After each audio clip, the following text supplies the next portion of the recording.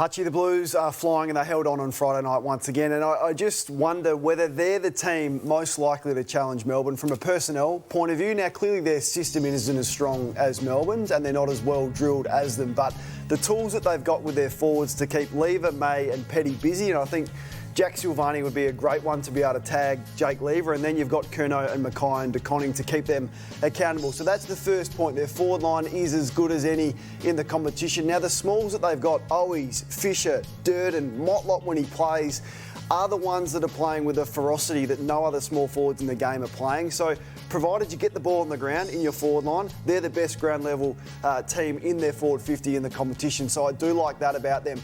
Yes, they're vulnerable in defence, and it's clearly reliant on either McGovern coming back, there's no doubt about that, or getting Marchbank to a level that he can play, because right now, if Wiedering goes down, they're in all sorts of trouble. So I'm understanding of that. Certainly don't trust Lockie Plowman in a big final against a good opposition, so that's an issue.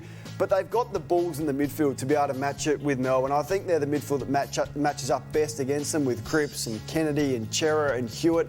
And then you've got Walsh on the outside. I mean, Langdon's going to really have to think about playing on Sam Walsh if you play him on the wing. He's not going to be able to run his own race when a gun like Sam Walsh is playing wing and getting 34 touches. So to be clear, I don't think they're as well drilled, and clearly they're not as hardened in the big games. But from a personnel point of view and a structural point of view, I think they can really challenge them. Unfortunately, you're saying they're not necessarily the second best team, but you think they're the best matchup. Okay. Unfortunately, for some stupid reason, they don't play against them until round 22.